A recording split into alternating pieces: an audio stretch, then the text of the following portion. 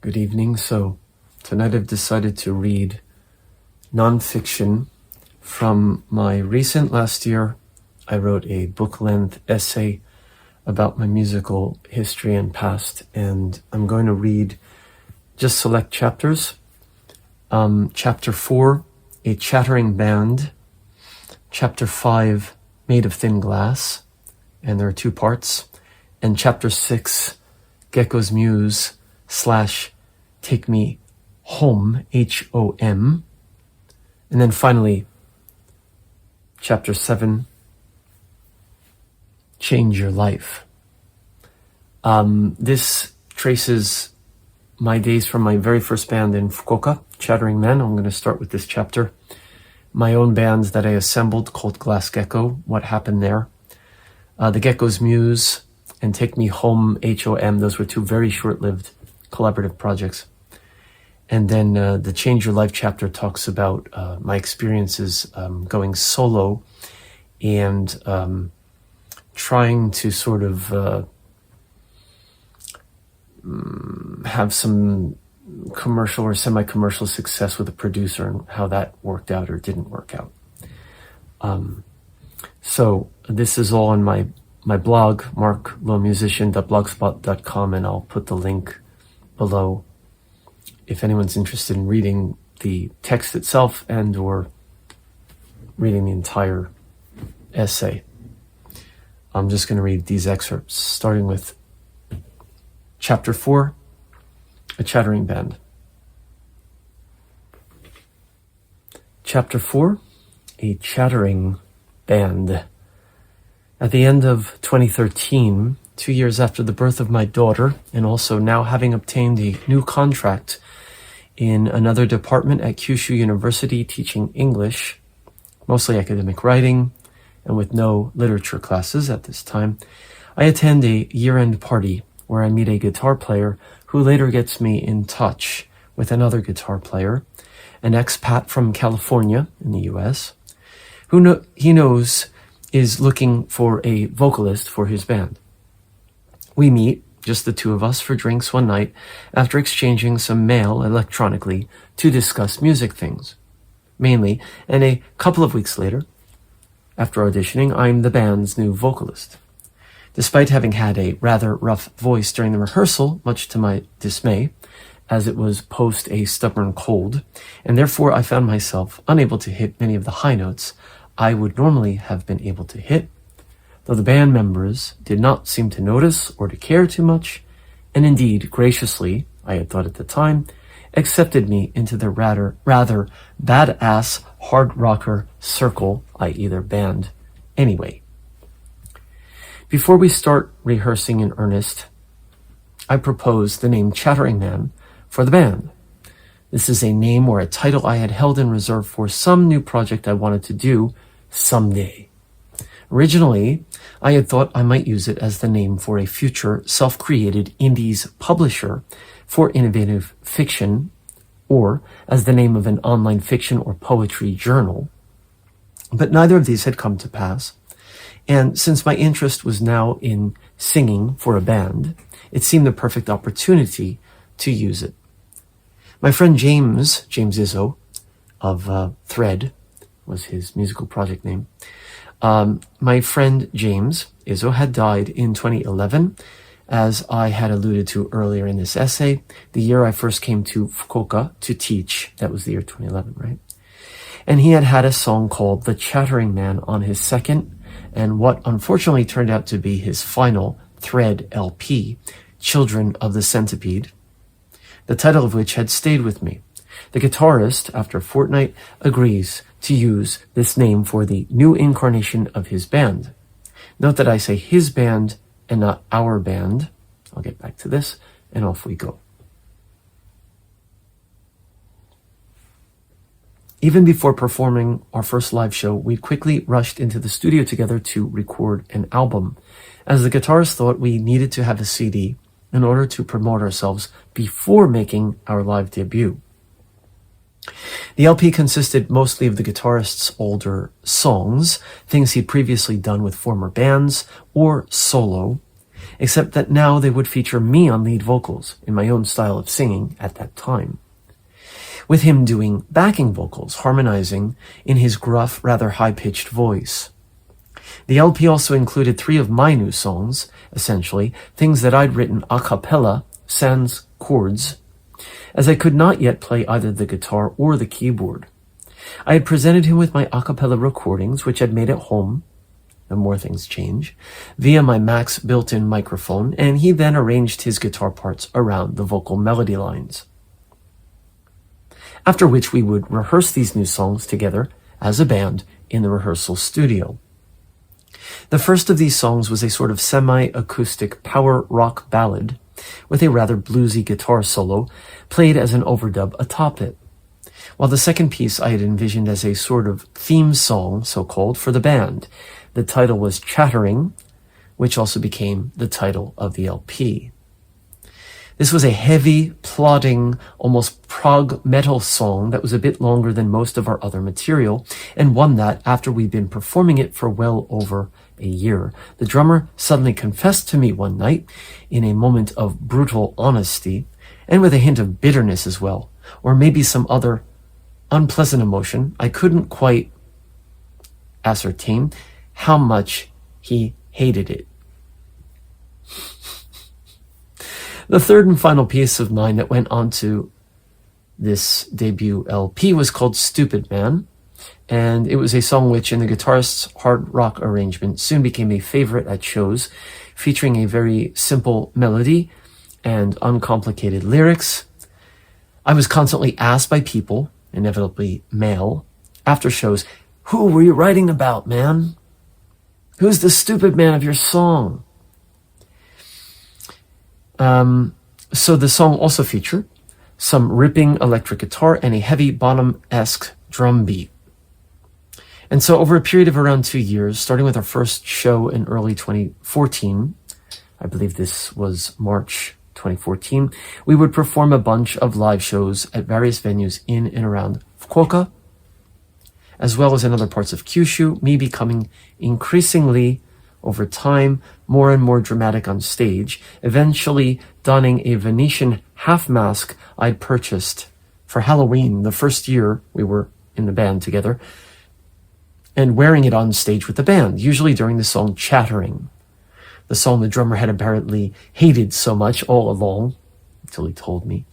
This was a style of mask which allowed me to sing freely while wearing it, as my nose and my mouth were left uncovered. I also began to develop a rather unique style of contortionistic dance that I myself considered a bit shamanistic, but the drummer had termed it instead euphemistically Marc's monkey dance. Perhaps to him I was some sort of Balinese shaman, I write in parentheses here. Around the end of the first year of our existence as a band, or perhaps it was the beginning of the second, my memory is a bit fuzzy now, the guitarist arranged 2 more of my then new a cappella songs. The first was City of Masks, and the second was Phantom. Both of these were inspired by this mask I now wore, the Venetian mask I wore on stage, for at least 1 or 2 songs during each set we performed, often for the opening number of the evening. This mask had also by then become emblematic of the band, Chattering Man. It had become part of our overall image. Was it just I who felt so? I don't think so. In fact, when we had someone design a website and business card for us, the white version of the Venetian half mask, the one that I'd initially worn before starting to appear at shows with different colors and designs over time, to mix things up, this version was included beside the band's name as part of our logo, or branding, if you will.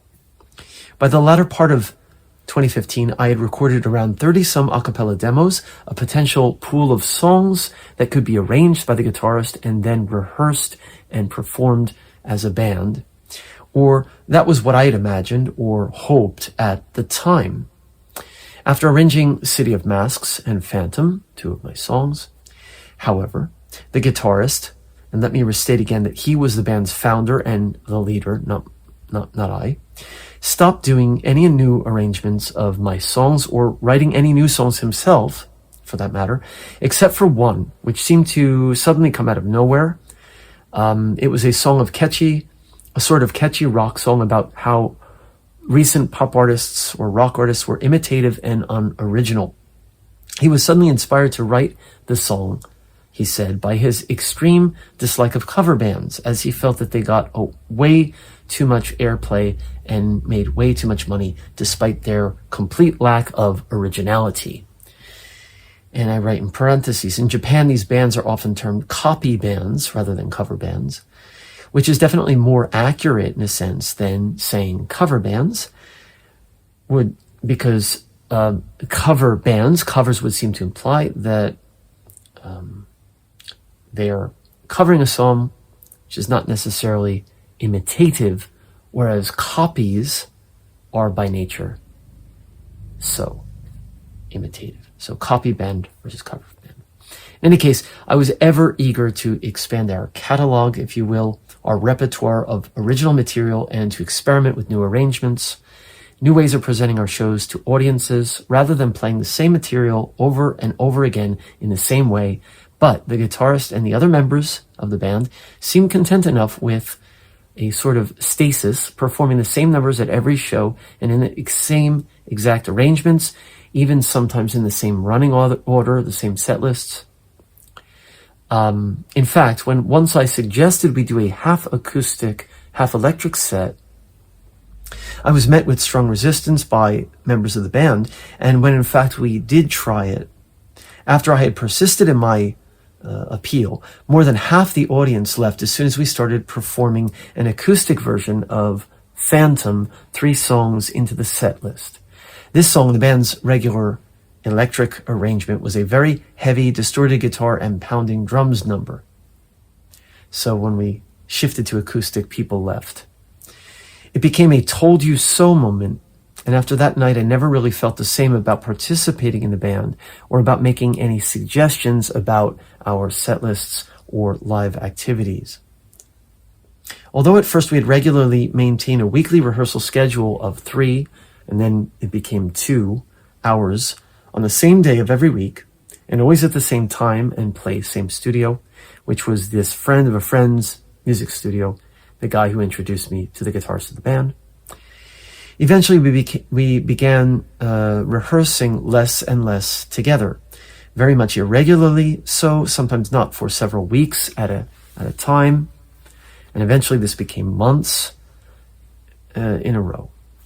And when we did get together again to rehearse, it was always just to brush up on the same songs we'd performed so many times in the past, rather than to introduce any potential new ones into our by now stead, I felt, or kind of stagnating cycle of songs. It was true that in between the full band shows, the guitarist and I sometimes did what we called unplugged acoustic gigs together at smaller venues, just the two of us. But again, we always were just regurgitating the same material ad infinitum. While I was ever revving to do new material, new stuff, and to experiment with new sounds and new styles, the indication from the other members of the band was that having to learn and then to practice new material would have been a nuisance, and that now that we had enough songs in our repertoire to just rotate them endlessly, 10 or 12 or however many songs, there was no pressing need to add any new ones to our so-called rotation. Was there? Well.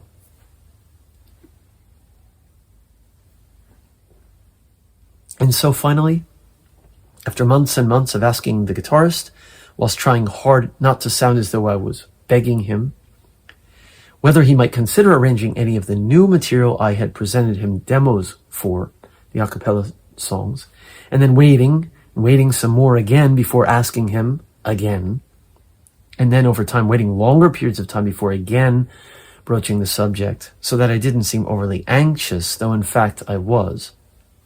I simply reached a point where I could no longer wait, or rather, when I determined not to wait any longer, for someone else to complete my songs for me. It was then that I decided that I would buy my first acoustic guitar, which turned out to be a Yamaha. I knew nothing about guitars at the time, and the bassist of the band, who also played the acoustic, one day kindly agreed to accompany me to the music shop. He gave me some advice as to what kind of guitar I might purchase, suggesting a larger body guitar, as it would have, he said, better resonance. And the larger, clunkier I felt guitar size was the thing I had disliked the most about this first acoustic, the Yamaha. The ones that I've since purchased have gotten increasingly smaller bodied. First I had bought an Ibanez, or Ibanez, I guess in Japanese, in 2016, and used with my second band, which I'll be talking about. And then I bought my even smaller Guild guitar, which was my third ever acoustic, which I bought used in 2022. So the Yamaha was my first. I sold that, then the Ibanez, and then the Guild. Actually, between that, I received a classical guitar, which I still have too, but my purchases were 3. The day I bought the guitar, returning home with it strapped on my back, I saw a long, silvery reptile, a lizard, a gecko, outside of the apartment complex where my wife and 4-year-old daughter at the time were living in Fukuoka, and this itself would come to have great significance for me. But, as Detective Nathan Adler once said, I'm getting ahead of myself. After a few months of daily practice, I could play some basic guitar, could even sort of play a few covers. I understood how to make some sort of essential standard chords, and I had soon even written 2 original pieces, 2 original songs in which I'd begun with the chord structure rather than the vocal melody line, as I had with the a cappella songs. These songs were entitled, the first song I wrote was More, and the second was Want. Although both utilized rather basic chords, such as A minor, E, G, and so on, the latter, Want, also included a chord I had discovered by playing around on the guitar, sliding 1 fret up the neck from E, without changing the position of the fingers. Let me emphasize the fact that I did not find this chord by practicing with a standard chord chart, as everyone around me insisted I should do, particularly the guitarist of what would be my second band. But I simply found it by experimenting and by listening to the sounds that were emerging from the instrument. I would later be told by a number of guitar players, including the guitarist of my own band, the one I myself formed post Chattering Man, which is the next chapter, that this was not a so-called standard chord, and it was also therefore a kind of weird chord. In other words, the message seemed to be, it'd be better not to use this non-standard chord since no one else does. This is a very good example of why I often did not see eye to eye with collaborators I had worked with around this time before breaking away from the band or group format. My thought was always, what's wrong with using a non-standard chord? Is there a rule? And if so, who made the rule? Which dictates which chords can and cannot be used in a song? And yet, over and over, I would get this kind of bizarre look from guitarists whenever I used this chord and other so-called non-standard chords in my original songs, or at least that seemed to be the way it felt at the time. In any case, having written these 2 songs, More and Want, with a number of other new songs shortly following, and also having been figuring out eventually how I might arrange some of the a cappella material that I'd written for Chattering Man prior to learning the guitar, I began my search for new members with whom I might further arrange and perform this new material with together. In fact, even before I had felt confident enough to play the guitar together with members in a band, I had asked a certain more or less pro level or, very high-level guitarist who ran a bar and was active in other local bands, one with whom I'd once or twice performed on the same stage when I was in Chattering Man, if he would like to try a duo project with me. In other words, what we would do would be arrange some of my demos acoustically and then arrange and perform his original songs together. So I would be singing his songs, make lyrics for them, and he would help me to arrange mine. And we would perform as a duo. I put in parentheses, he had shared some of the things he'd been working on, and I was more than happy to try writing lyrics and then singing them with his guitar parts. I also thought that we might try co-writing some new songs together eventually as well. This idea excited me very much at the time, and at the time he'd also readily agreed to do this and had seemed, to me anyway, rather enthusiastic about it. Unfortunately, the little hope that I had briefly entertained that this duo project would actually happen turned out to be an illusion, or just a pipe dream. As much to my extreme, I write, disappointment, he never followed up with me. I tried getting in touch with him many times, but he proved to be very difficult to reach. He was not on SNS. He neither had Facebook nor Line nor Messenger, at least not at the time. And though I even went to visit him at the music bar he owned to try and catch him there, he was always absent whenever I showed up, paying more than once for the bars, not cheap drinks, and chatting with the woman he had hired to run in his stead. She herself told me that he, quote, isn't around much these days, but that he sporadically dropped in late at night, and also that he was often often difficult to reach, generally. And so, admitting defeat to myself, I eventually gave up on this idea of our DOA project entirely and began seeking out another guitarist with whom I might collaborate. And I write a footnote here, and I say as a footnote to this story, let me add that eventually he had to close this bar, apparently because the owner of the building was not renewing the lease on it. A year or so later, I performed solo at another venue where he had been running the sound, doing sound. He had apparently been aware of my musical activities around town by that point, and said to me it was great that I had so quickly learned to play the guitar and to do my own thing.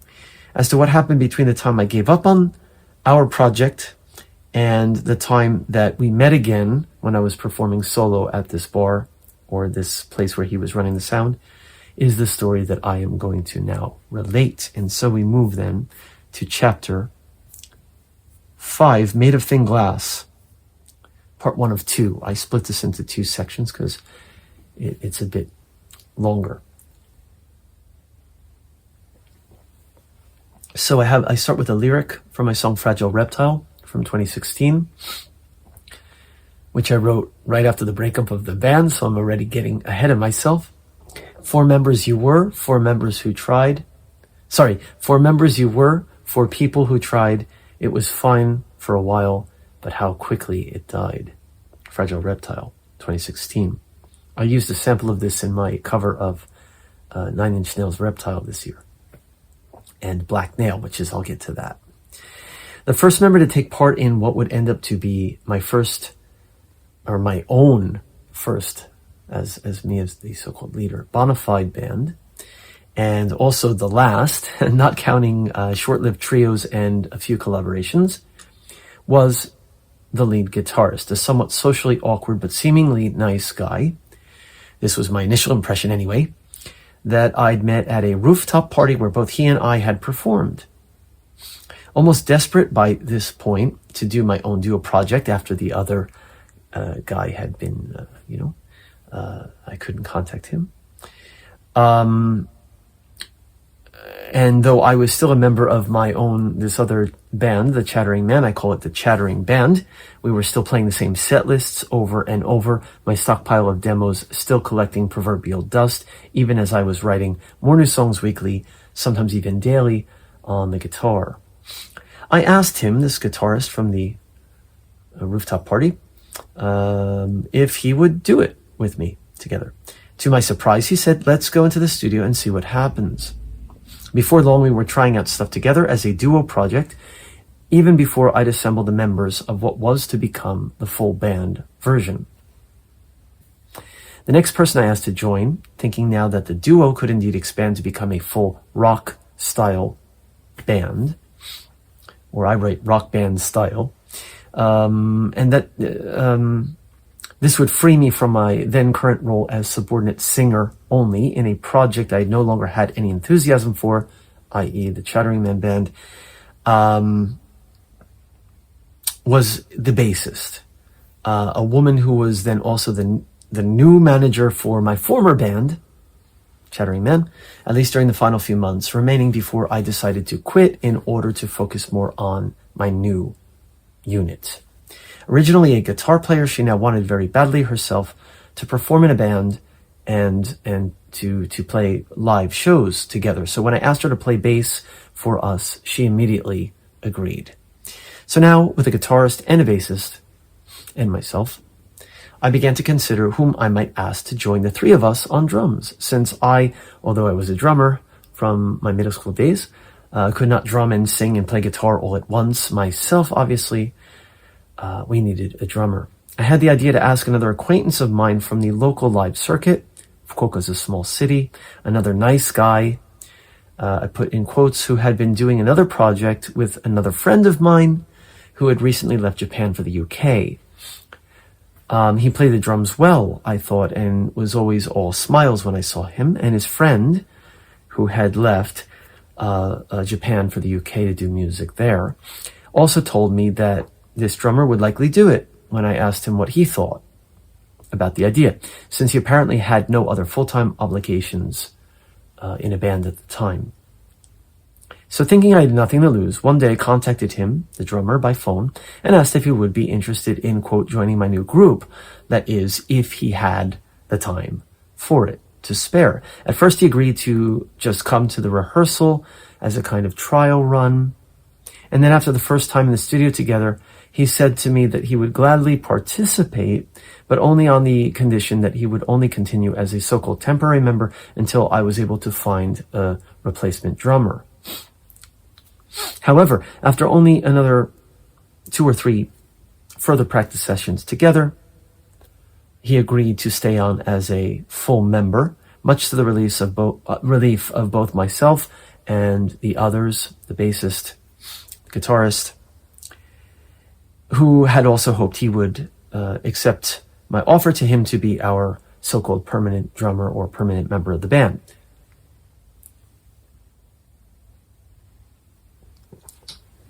And so, toward the end of 2015, 2 shows had, by that point, been already decided for early the next year, 2016.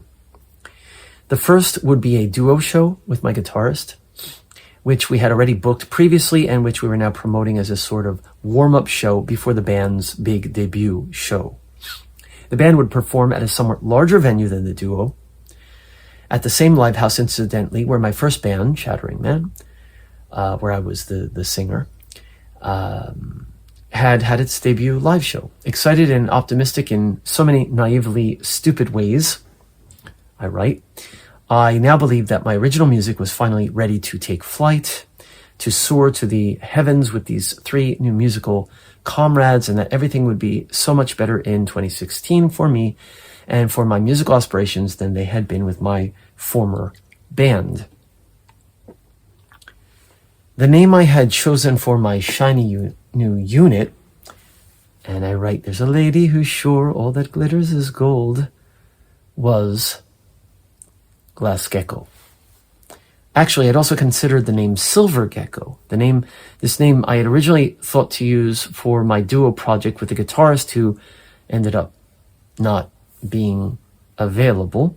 But when given a choice between the 2 names, the guitarist of this new band preferred Glass Gecko to Silver Gecko, and so fate had determined that this band would become like waremono, which means fragile or easily broken, things that are easy to break or something that is breakable, and would need to be handled with extreme caution and care. I mentioned earlier that the day I purchased my first acoustic guitar, I'd seen a lizard or a gecko, and that this would become an important symbol for me. You see, I took this rare sighting, first time I had seen anything like this, as a sign of change. For change was one definition I had immediately discovered when I searched under the terms gecko and symbolism via Google search. And indeed, change was on the horizon in so many ways for me, as well as, you might say, for my fellow band members, though not all of them were comfortable or desirable. In any case, I would certainly learn many lessons in the coming months, both with this band and beyond. As anyone who has any experience doing stuff with other people, that is being part of a group, in almost any situation, but perhaps especially in any creative situation, as in a band situation, can attest to, interpersonal relations are not always easy. And if 3 is a crowd, well, then 4 might just end up a complete and total catastrophe. In my or our case, we were a band not only focused on original compositions, but we were also a band in which 2 lead members were writing them.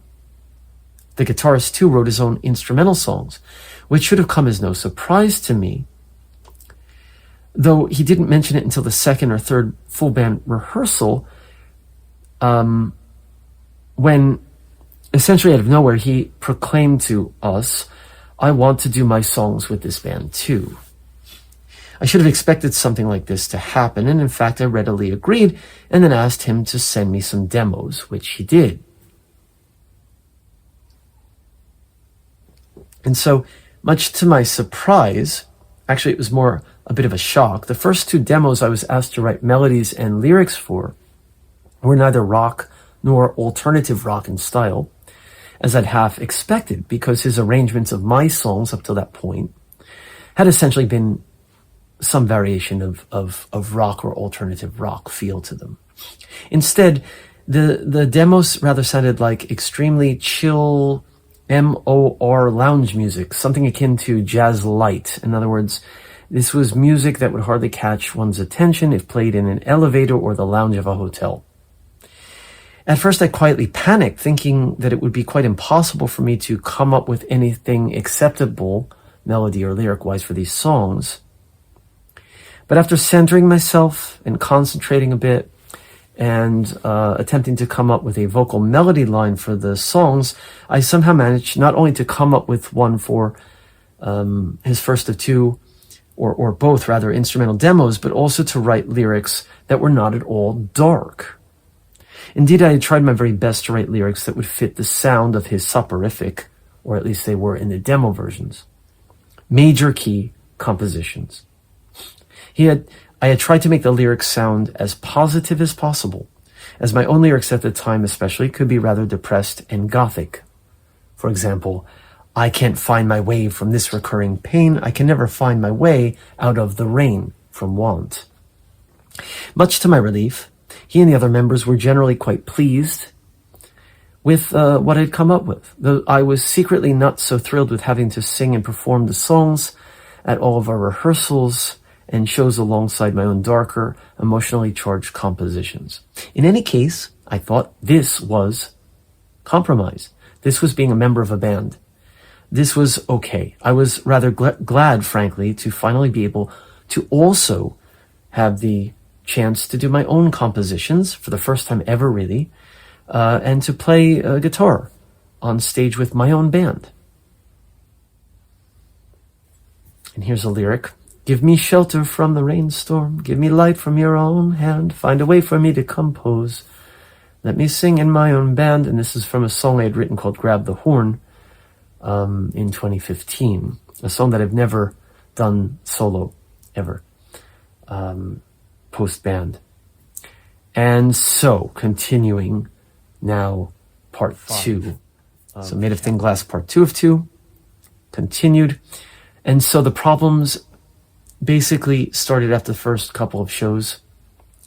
At some point, the guitarist seemed to decide without announcing it to anyone, or maybe he had told the others and not me, since the bass player would often relate to me things he told her in private, things that would have been rather helpful for me to have known about beforehand, but which I wouldn't hear about until much later from her, secondhand, that he would be arranging or rearranging all of my compositions in a fashion in which they ended up sounding as if they were, and had always been, his songs.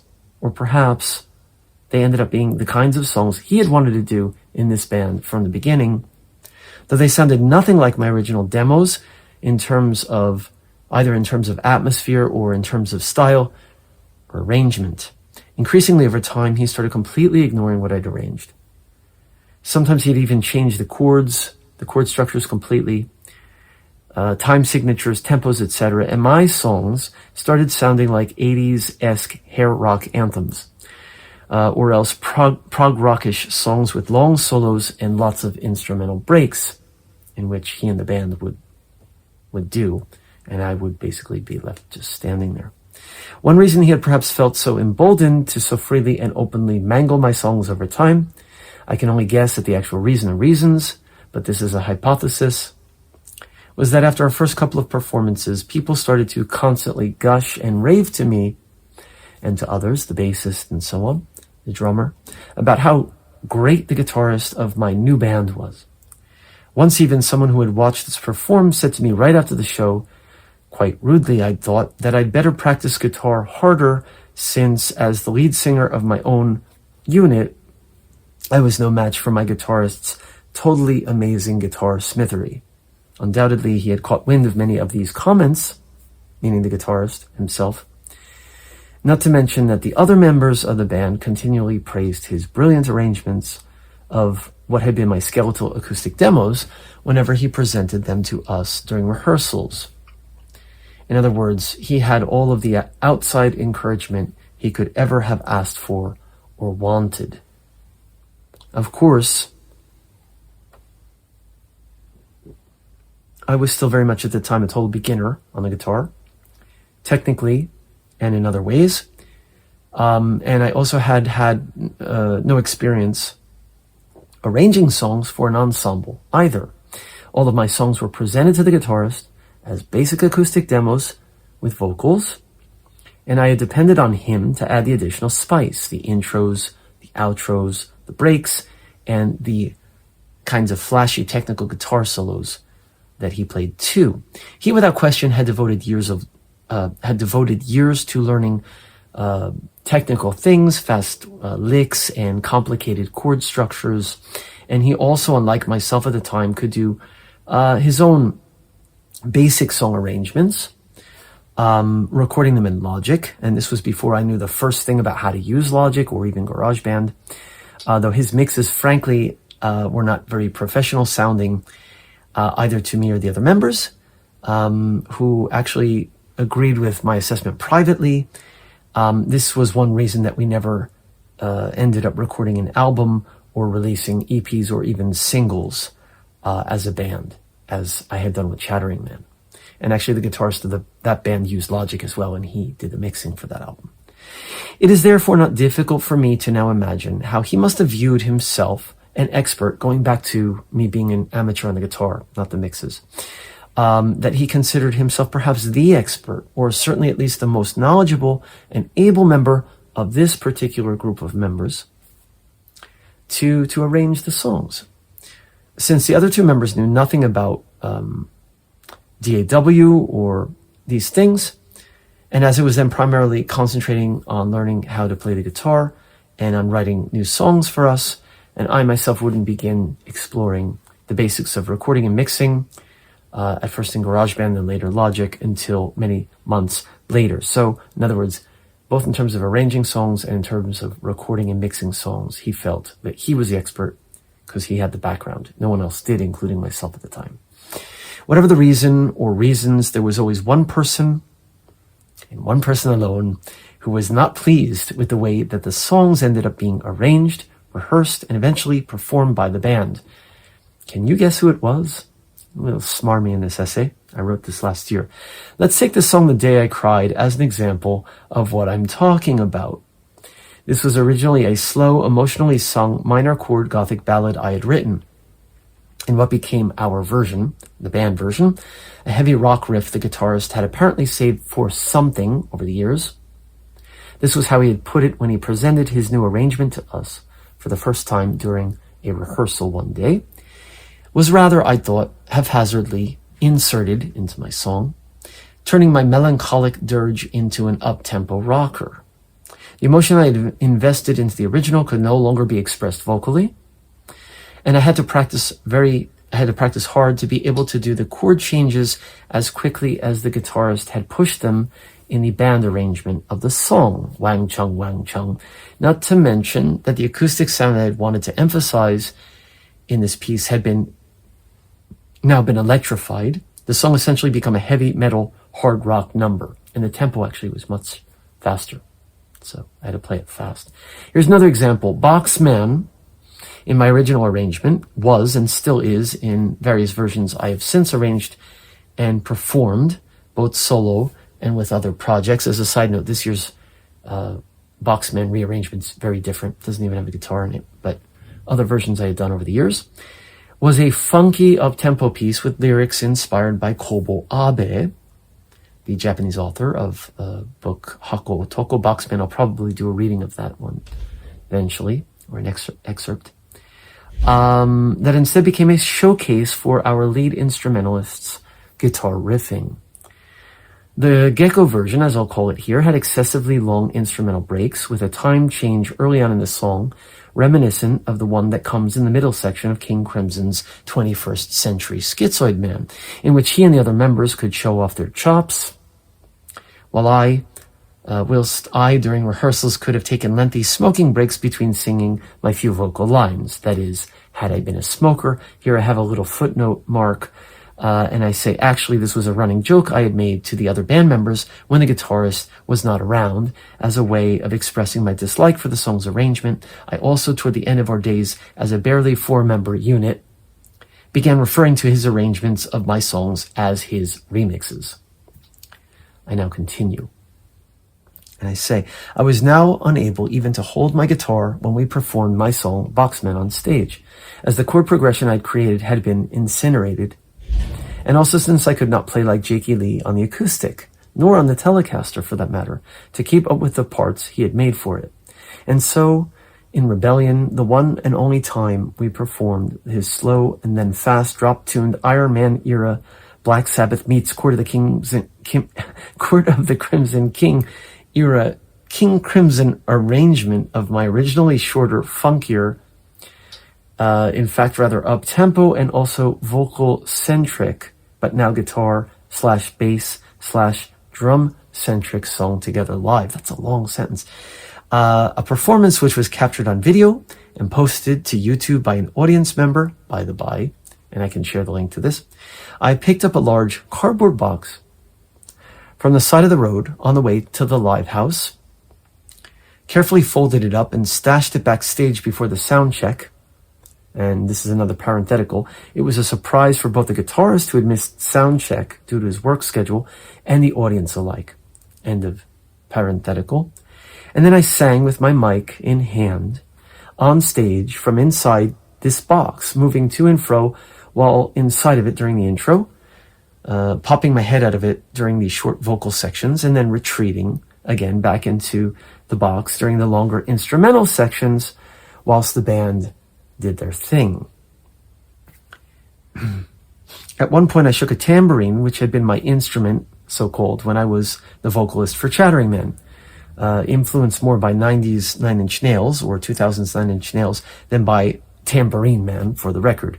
I'm full of these smarmy comments in this essay. Though it is true that my little stunt evoked a lot of oohs and ahs from the audience, I was in fact seething the entire time inside of the box. It was hot in there too, I can assure you, and not easy to sing in full voice either. And in the essay here, I have these links. So here the links to the Glass Gecko version is posted. If you go to the blog, I'll put the link later, you can see this. And so perhaps you can surmise what began to happen to the relationship between myself and the other 3 members of my beloved reptilian band over a relatively short span of time. Our interpersonal problems were exacerbated also by the fact that the other 2 members, bassist and the drummer, tended to agree with the guitarist at our meetings about most things. And so overturned my suggestions and opinions about the song's arrangements, about our live set lists, about the artwork for the flyers we would hand to people to promote shows, and so on, time and time again. Not only this, but the guitarist was ever tight-lipped around me, only expressing himself or his opinions openly to the others when I wasn't around.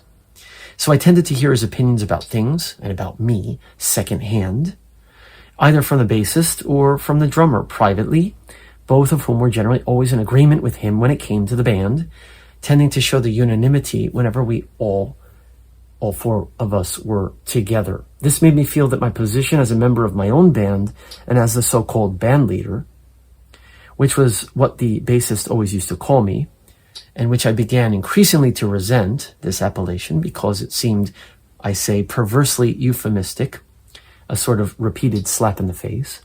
More and more tenuous. Our relationship became more and more tenuous, and my position, I felt, in the band. There was one significant instance I shall never forget, however, when the drummer and bassist had readily agreed with me, albeit only outside of earshot of the guitarist. I had created a vocal melody line for one of the guitarist's then new demos on which, for the first time, he had unexpectedly added bell sounds to indicate how he had wanted me to sing it melodically.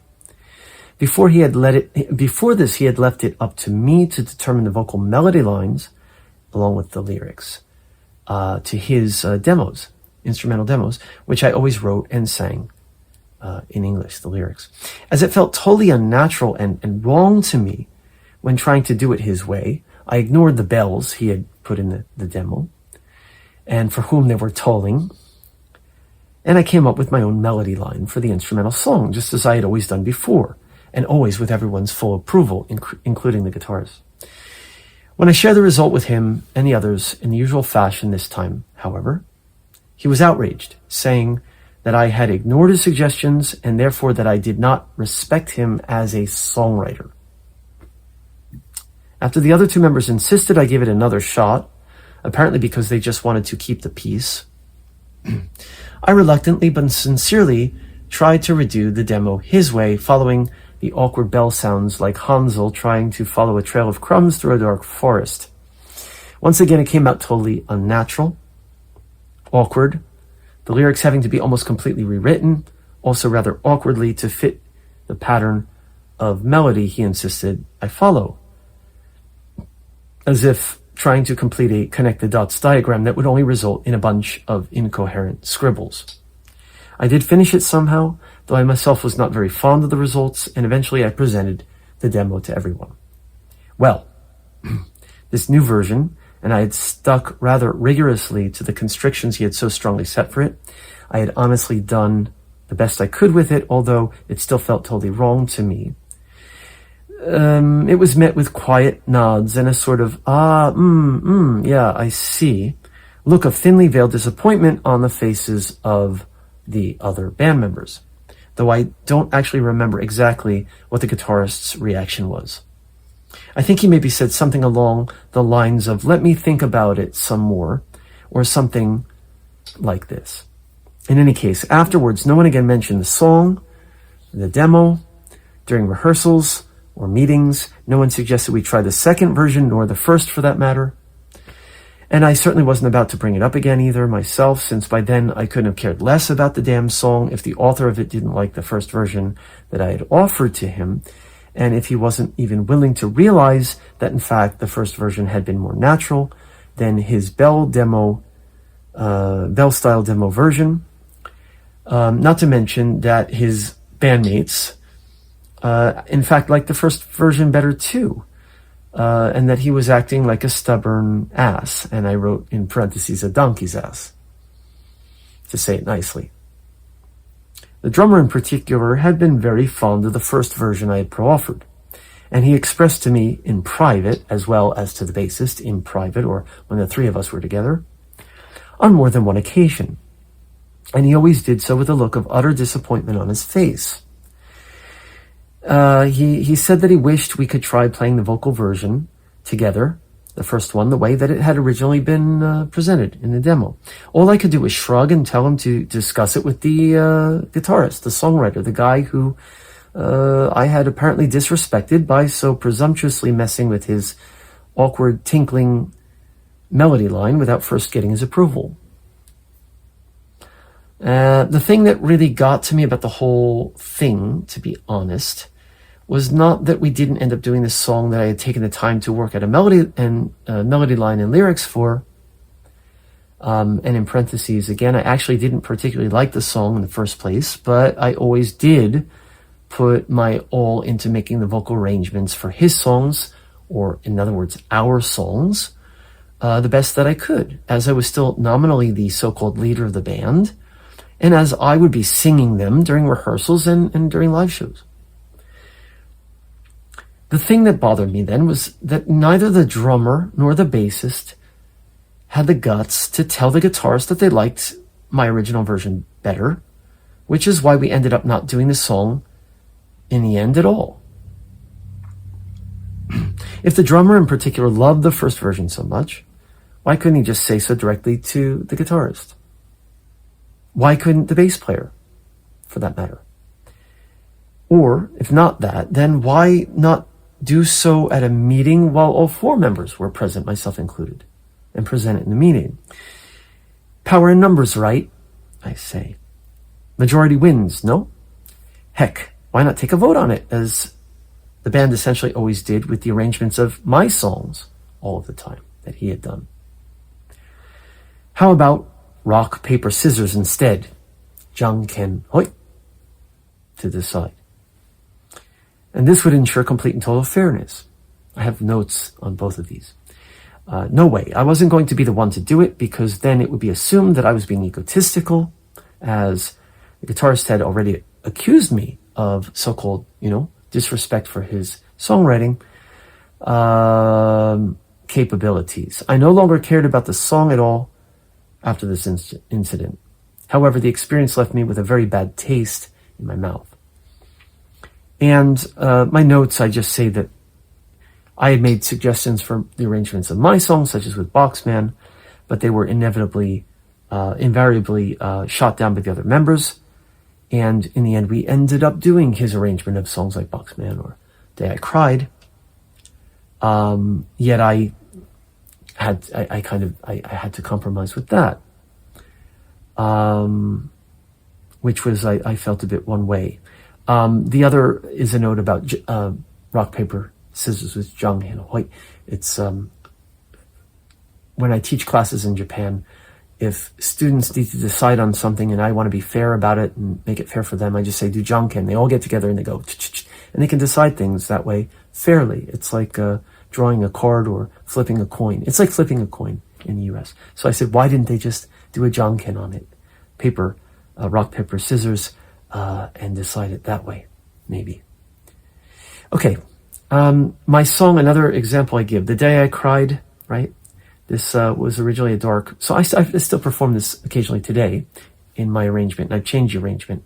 I actually do a lot of neck tapping and string tapping even, and it's changed quite a bit, but the original version was kind of a slow E minor feeling ballad, Gothic ballad. So, The Day I Cried was sped up in the guitarist's rock arrangement, apparently because my version, according to not only the guitarist but actually the other members, was, quote, too slow and depressing, as my band members had so kindly explained to me when I questioned why my song had become this up-tempo 80s sounding rock number. And so eventually was another song I had written called Never Change, another song I no longer perform, that we had done early on with the band. And that had been originally in a more moderate tempo arrangement by the guitarist, one that was much closer to the original feeling that my song had acoustically. And so I felt that version did not need to be fixed and should have been left alone, but it was changed. In the case of Never Change, which was changed, ironically, the guitarist apparently had suddenly decided on his own one day, and I have a really smarmy comment here, I'll elide, to come up with a new alternate arrangement of my song, one that he'd also decided, without asking me what I had thought about it first, that we would now perform this alternate way, or alternative way, during all future rehearsals and shows. This was a decision and an action that he took, let me say again, on his own. The other members were only too thrilled to jump on board with his idea, because they never questioned his arrangements or his ability to so-called improve my original demo versions, or my songs. This essentially made clear to me that his intention was not only to destroy any future arrangements of any future songs I might write and propose to him or to the band, but also that he could and would all but too gladly take the ones he had already arranged for the band and that we had already practiced and performed together as a unit. And he would further toy around with them, and that they would end up sounding more like retro electric hair rock with longer guitar solos and instrumental breaks. You see the perspective I had when I wrote this essay a year ago. If I wrote it again today, actually I wrote a follow-up to this called a Broken Reptile, which is another perspective of this chapter. I could actually have done a reading of that, but I decided to read this as part of the longer essay. So interesting how even my own perspective kind of changes over time. But I still sound a little bit angry here reading it now. I think Broken Reptile is a bit less, but actually maybe I'm a little angry there too. Okay, so I go on, I say, and so, well, yes, did you not see this coming? The band finally splinters in the summer of 2016. Our last show was followed by an emotional shouting match between myself and the bassist, a couple of blocks away from the venue where we had performed, maybe 30 minutes, an hour earlier. The same night, the bassist then promptly runs back to tell the other members of the band, as well as all of the other people there, the guests and friends in attendance, who knew me and knew the band and everything, what a horrible person I was. And this set the rumor mill spinning and basically ensured that my band would come to a rather, I say, messy end. This is where Broken Reptile, Black Nail, and all that comes from. I'll get there. And so I say that was that, or was it? In the following days and weeks, having quickly written and recorded a new song, this is Fragile Reptile, which I had the quote from earlier, which was about the dissolution of my band. Primarily, I wrote this as a way to process what had happened after the last show. And a side note here that although the guitarist had already by then expressed to the band that he was planning on leaving the band eventually to form his own instrumental unit, this ending to the band had come more swiftly and violently than I or anyone else had expected. And so by this point, I began focusing more and more on my own acoustic solo performances, which in fact already I had been doing on the side while we had been together as a 4-piece unit, having learned from my previous band experience with Chattering Man that if I wanted to do something, that if I wanted to get something done, I had to do it by myself and not depend on or wait for anyone else to do it for me. I also start playing the electric Telecaster solo live, sometimes with distortion and sometimes using a drum machine I had purchased to accompany myself without, because I didn't have a drummer. Additionally, I started learning how to make my own home recordings sound better, how to add programmed drums and other additional sounds and or instrumentation to the acoustic recordings and to the vocals that I'd recorded, and then later re-recording these at home. Eventually, I would use such elements without guitar and voice as backing tracks. In other words, the programmed drums and things in Logic. Not Logic, still in GarageBand. And I would use the backing tracks that I'd made, run through an iPad mini in lieu of the drum machine. So I'd use the drums from what was then GarageBand as backing and play the guitar and sing. And this is how I developed the style of using backing tracks, electronic tracks, and then performing atop them. And here then is the tale of the tale, T-A-I-L, of the tale, T-A-L-E, or at least a section or a dissection of it. Several weeks after the band split up, I discover, I'm doing this in present tense on purpose, through the grapevine, or I say the sour grapevine perhaps, as not even my drummer, with whom I was still at this time collaborating in a separate unit, as I will discuss in the next section, has the nerve to tell me about this, saying when I learn of it later via another channel, quite sheepishly, he says, "You know, I didn't want to hurt your feelings." So I find out that the remaining 3 members, meaning this drummer, the guitarist and the bassist, have reformed as a trio, sans or without me, without vocals at all, without a vocalist, and they're doing the guitarist's original songs as instrumentals, which apparently was what he'd really wanted to do in the first place, to have his own band where he was the leader and where he could focus on his own instrumental compositions without the need, I say again, a little bit tongue-in-cheek smarmy here, without the need of a pesky, complaining non-Japanese vocalist who couldn't play guitar like a rock star, or even do a single solo, who wrote too dark songs, used chords that weren't specified on the standard chord chart for rock, who refused to learn to write songs in a more J-pop style of songwriting. And this is an aside, he once told me point blank, you should learn how to write Japanese pop songs, it's for your own good. And who was, meaning myself, at times moody and outspoken and difficult to work with. Now, he, the guitarist, had two willing yes instrumentalists to aid him in his mission or his goal. Good for him, or them, I had thought to myself at the time. Now they have their own band. I'm free of it. I'm released. And that's part of the lyric of Fragile Reptile. Now you are, and now it's over and now it's done. And also there's another part, now you are free, etc. Sour Grapes indeed.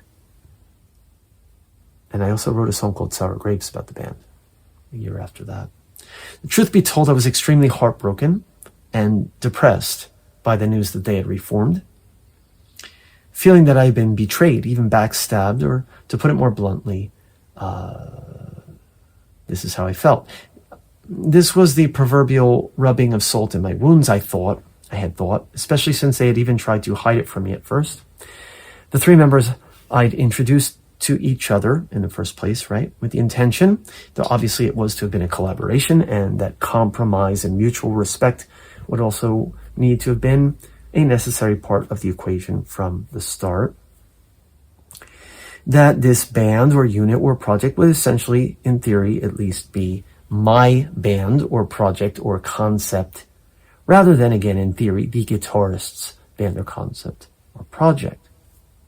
But in the end, it turned out to be that.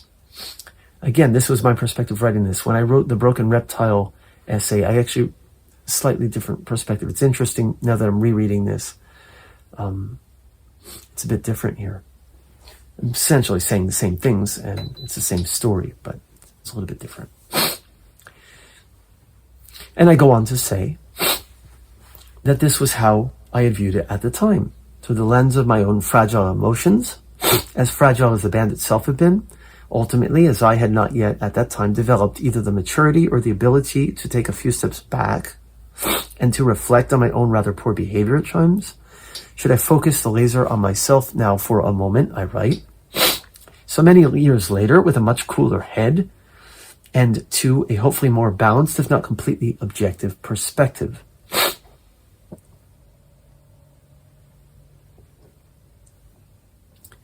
Indeed, I had, in retrospect, overreacted to many things I should have calmly considered.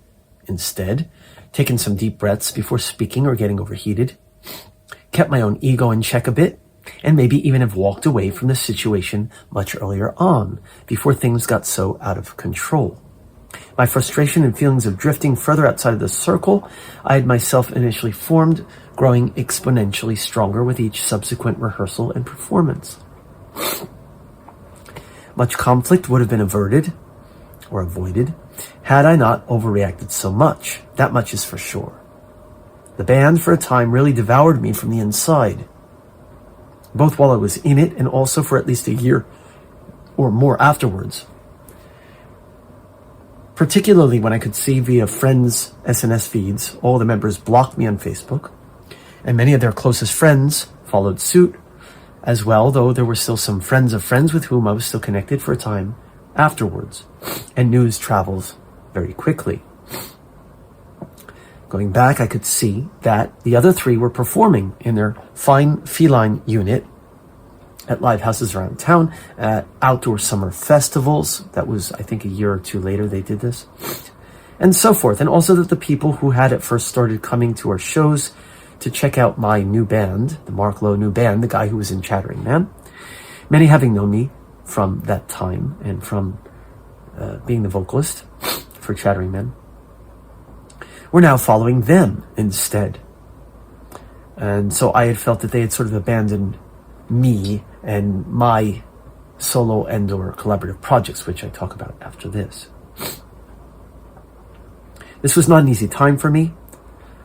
I wrote a lot of songs to try and deal with my unresolved feelings, my resentment, my regrets, and my anger during the end of 2016 and throughout 2017.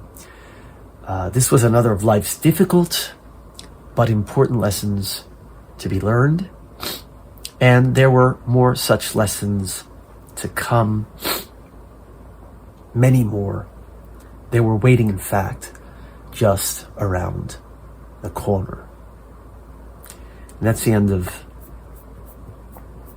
this chapter. I've decided to just continue now with 6 Gecko's Muse / Take Me HOM, HOM, and then I have SIC in parentheses.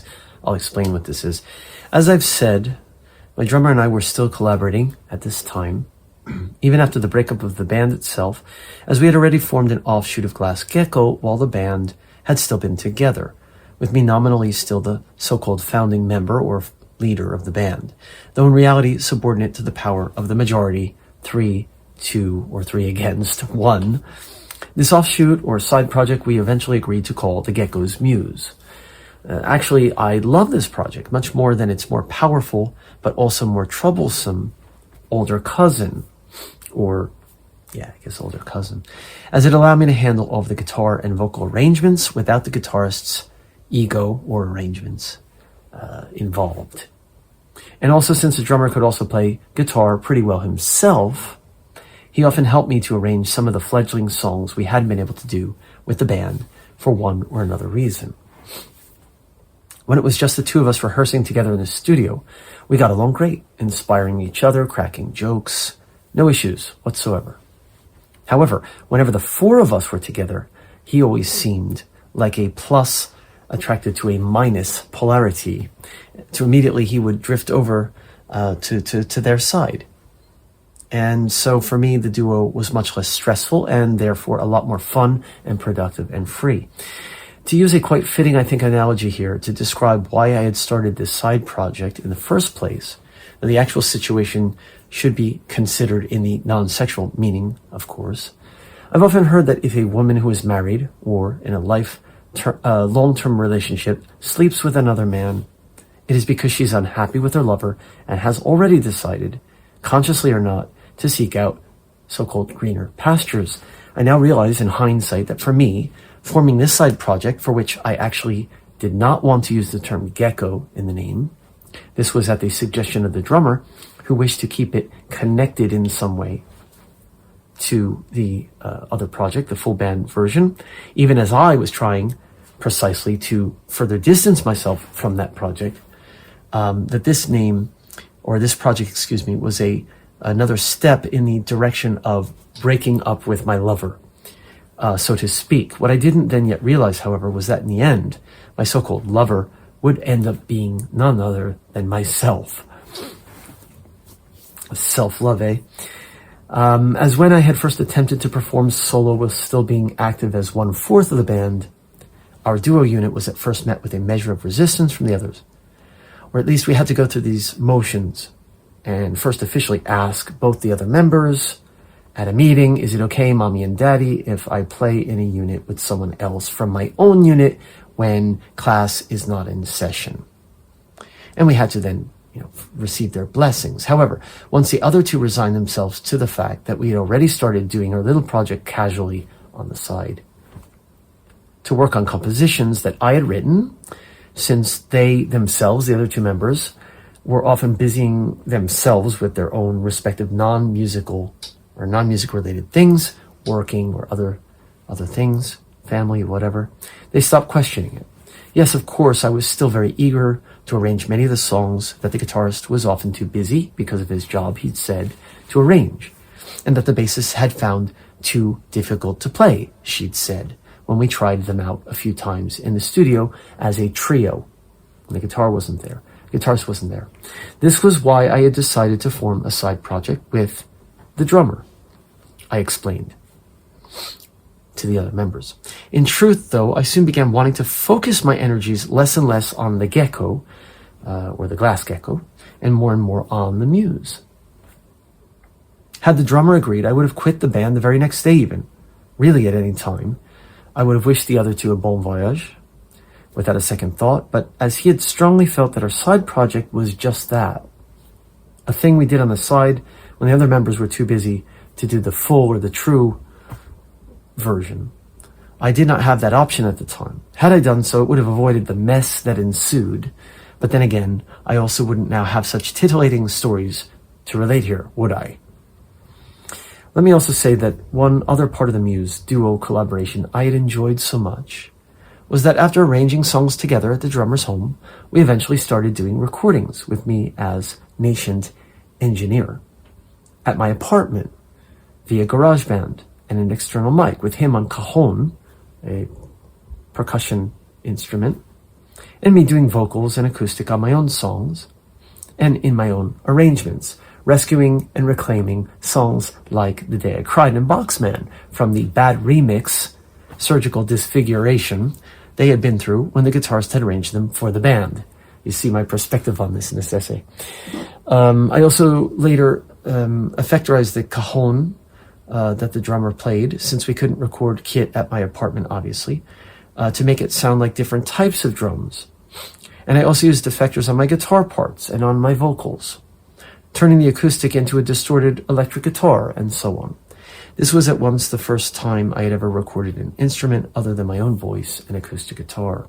And it was also the first time I had begun to realize the potential of using a DAW, such as GarageBand, a recording program, mixing program such as GarageBand, with all its effects and other mixing options, which of course I would later develop much more over time using Logic Pro X and a MIDI keyboard.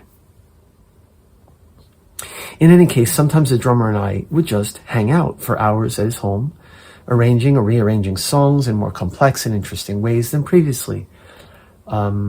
Experimenting too with him on cajon or even on the acoustic, which he used to record his own, he did a version of my song, My Friend, using finger picking.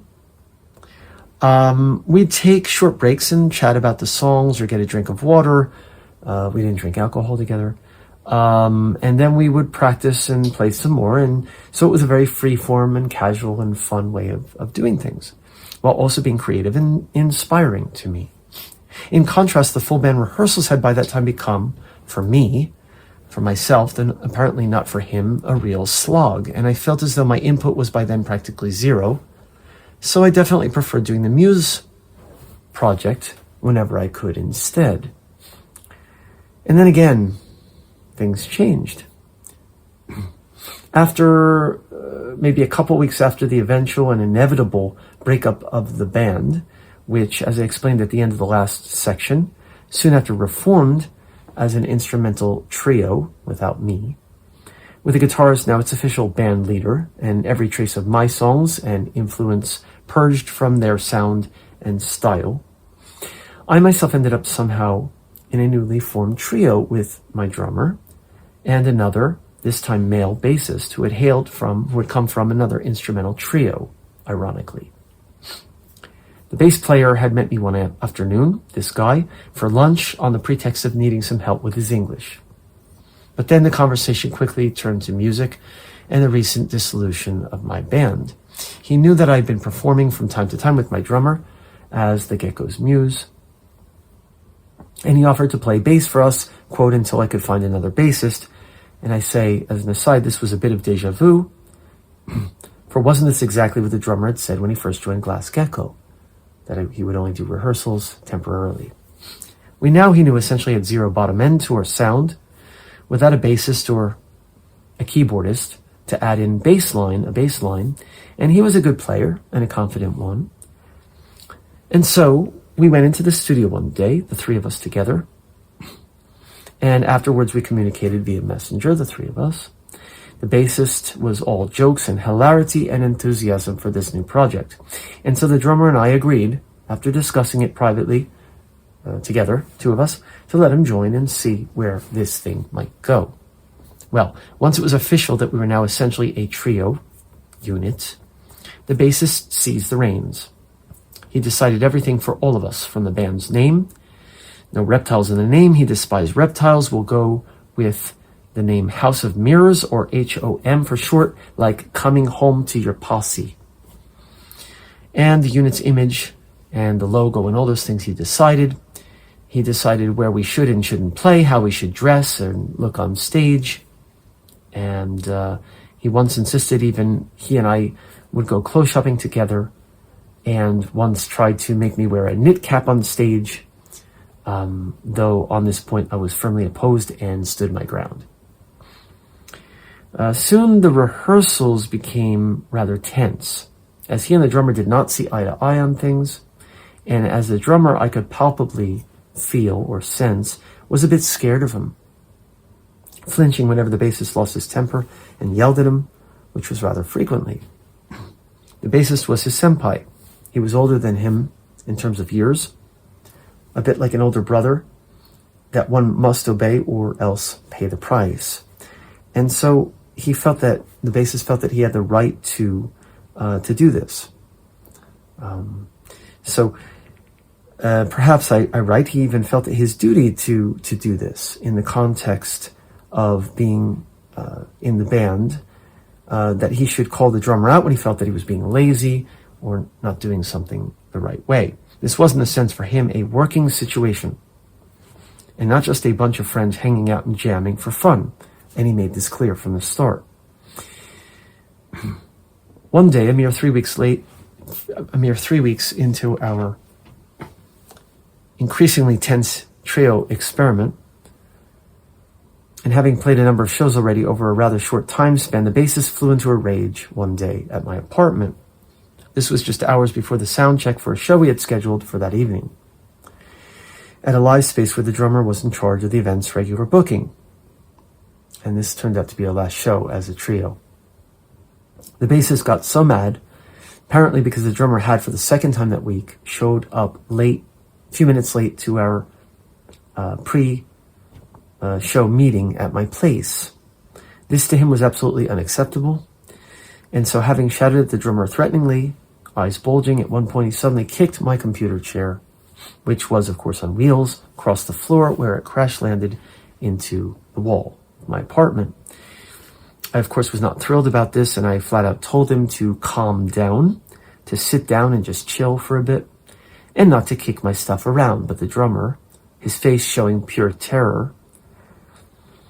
And so later, when the drummer and I told the bassist, after the bassist had calmed down to the point where we thought we could at least communicate or talk to him, without him again kicking or throwing anything around, that it was over, and we would simply go back to doing our project as a duo again. His response, he fumed and said, "Well, I quit. Don't blame me for not having anyone to play bass for you tonight. Your problem, not mine." Although he did in fact show up to play a very sloppy show, a very sloppy set with us, following the most awkward and tension-filled rehearsal I'd ever before in my lifetime experienced, and which took place only about an hour before we were scheduled to go on stage, he was huffing and puffing during the entire set, and even before the set itself, he lashed out at the owner of the live house during the sound check.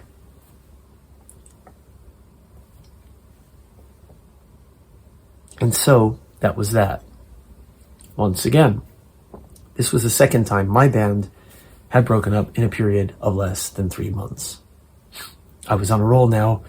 The very next day, the drummer phones me up to say he's decided to quit as well, and that he's now going to instead concentrate on just doing the trio with my ex-bandmates. "Good luck to you," he says, "see ya." And so the Gecko had died. First, the Gecko had died, and now, too, had its Muse.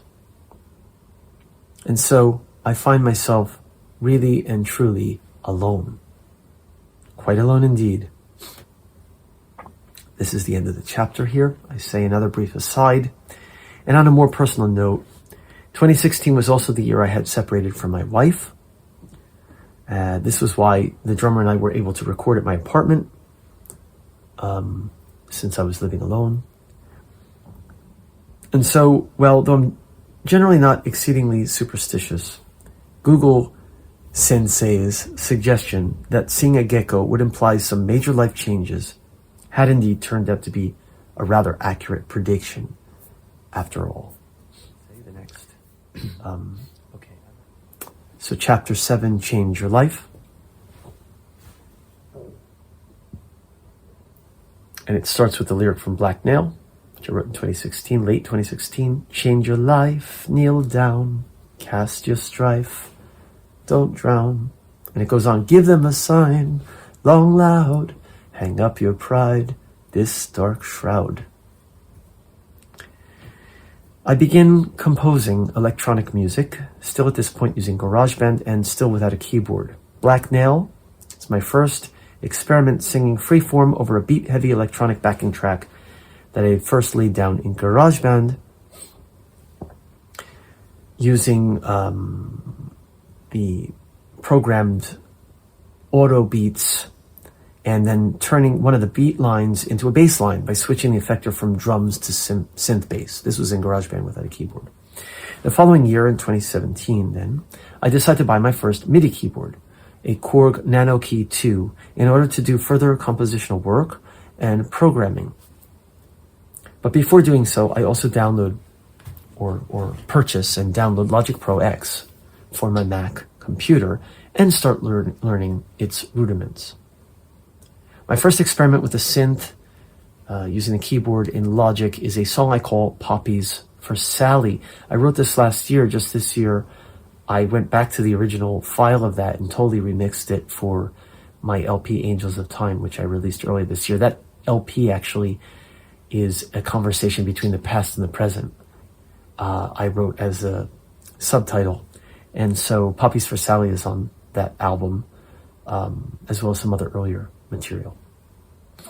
I was literally shocked that I could jump right in and start composing with the keyboard without any lessons or theory or chord charts. The keyboard/MIDI controller really changed everything for me. Now I no longer need a band.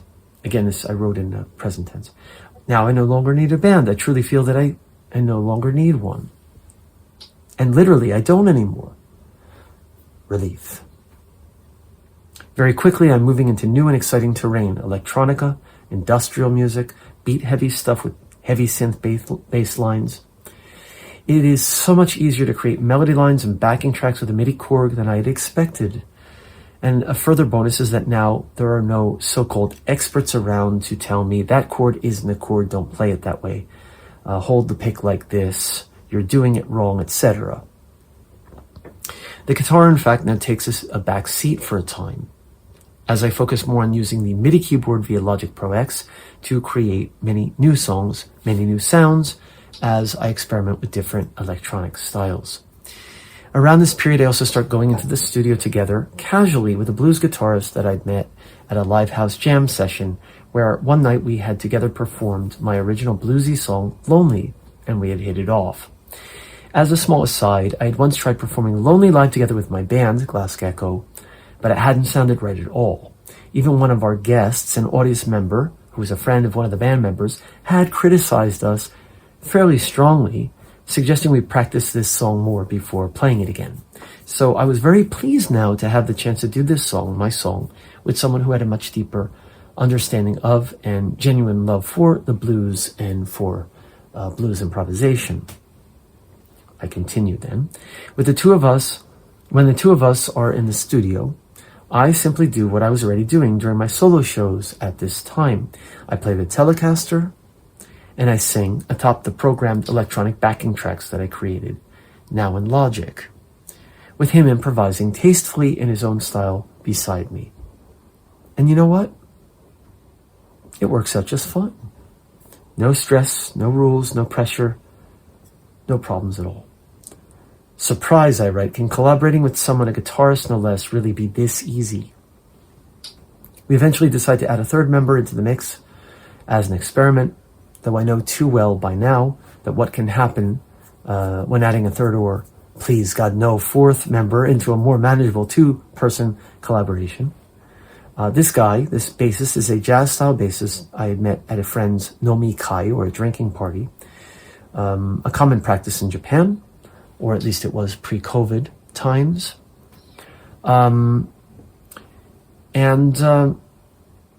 So after a few sessions in the studio, we had the opportunity to perform in front of a live audience together using the new name for us is the Reptile's Skull. So you notice Reptile is in here.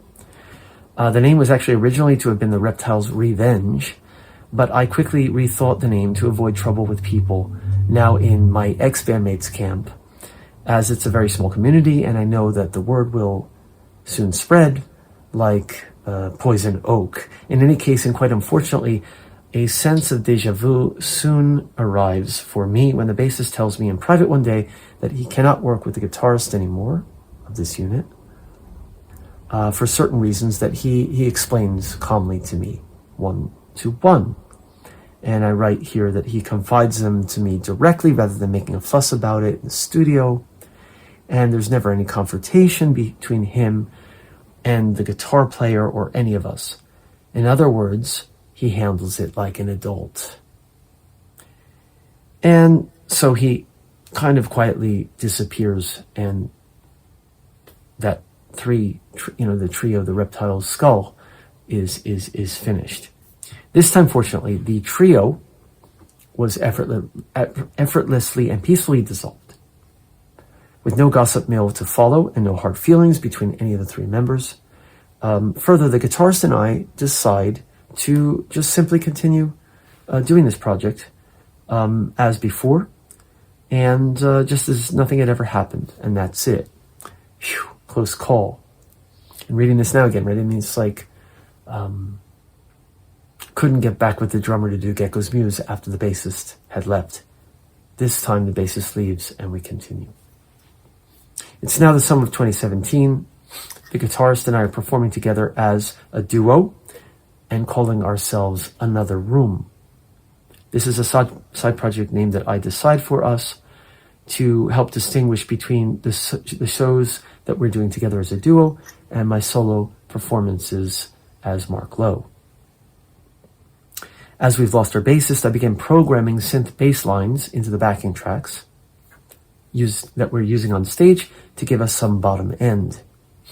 I also at this time began asking around in the music community whether there was anyone who could teach me or would be willing to teach me at a reasonable cost how to master my own recordings, because I'm now becoming more and more aware that the sound levels of these recordings at the time are too low and that they're not as dynamic as they could be.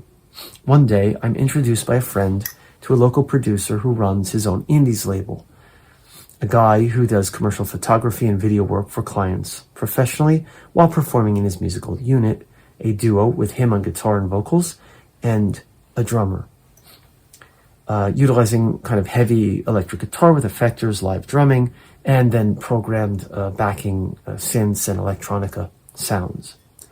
This is something much more akin to what I myself have always wanted to do and am at this time doing a bit in my own way, rather than a standard 4-piece rock band sound with guitar, bass, drums, and vocals. We meet after he's listened to some of my recent so-called electronic recordings or demos that I've sent him in GarageBand or in Logic, but without mastering at this time, including various mixes of the then still recent Black Nail, the original version. And he says that he will do the mastering for me gratis. He'll do it for free. And then he invites me to join his label. No strings attached. He likes my music and he wants to produce me. There's no contract to sign, no dotted line. He's rather kind to me, at first anyway, and so naively thinking that this is the little big break, so-called, that I could, I've been waiting for, I agree.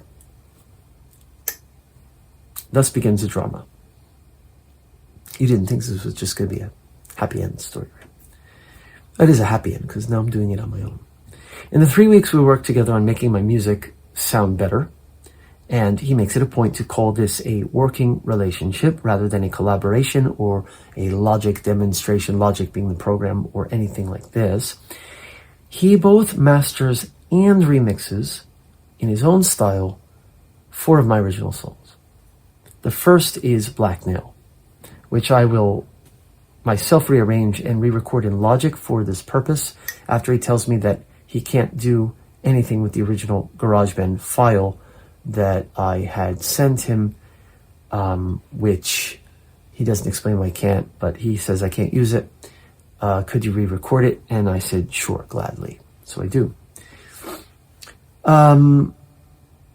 In the end, I'm very pleased with the mix that he does, which also sees him playing electric guitar and piano. Not to mention that I too now have recorded my own superior version, if you will, in Logic, with the addition of my own Mike Garson-like improvised chaotic piano breaks, and a new dark synth bass line.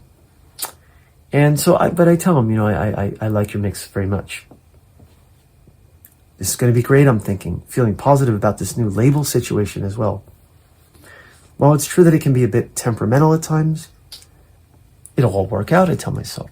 Everything's going to work out just fine. The second song he remixes is Chaos in an electronic version.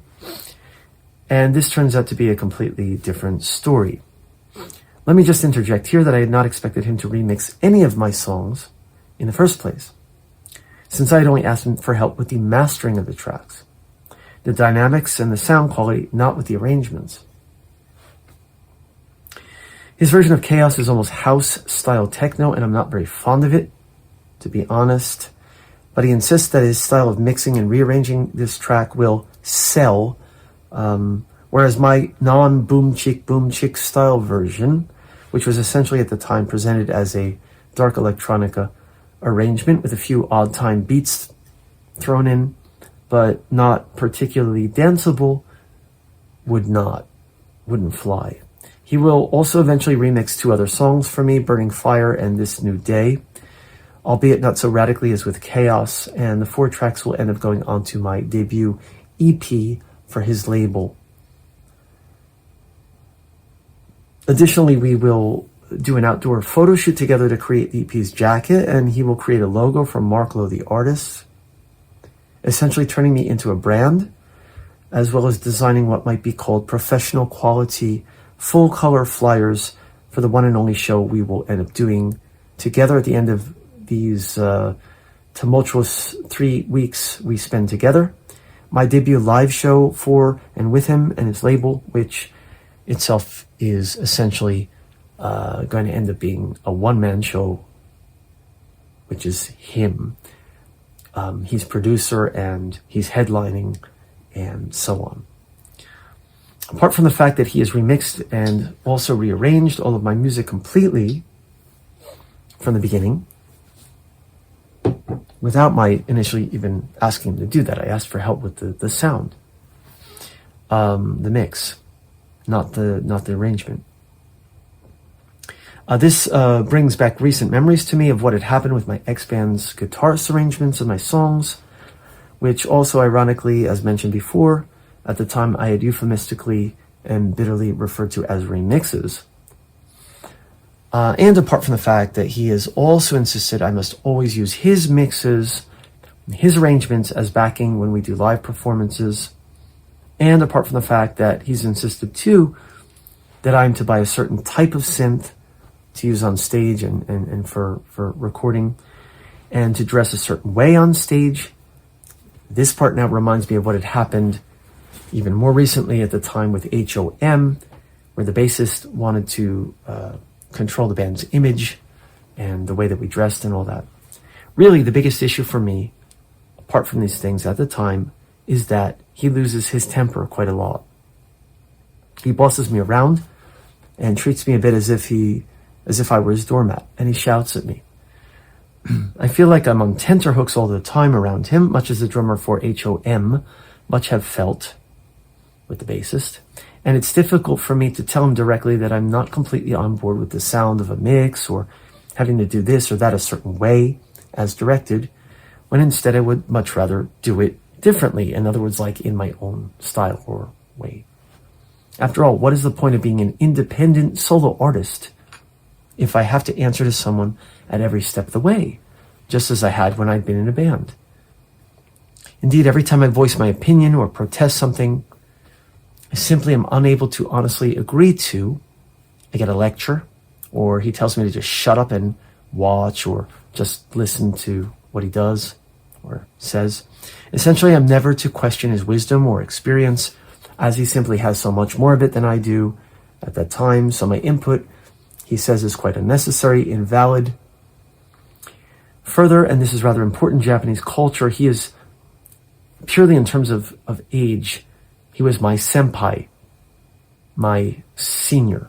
Sound familiar, I write here in parentheses. The age difference means nothing to me at all, both because I'm not Japanese and because, in fact, I have a strong aversion to this anachronistic way of thinking and generally to power dynamics, or what's called joge in Japanese, which means above and below.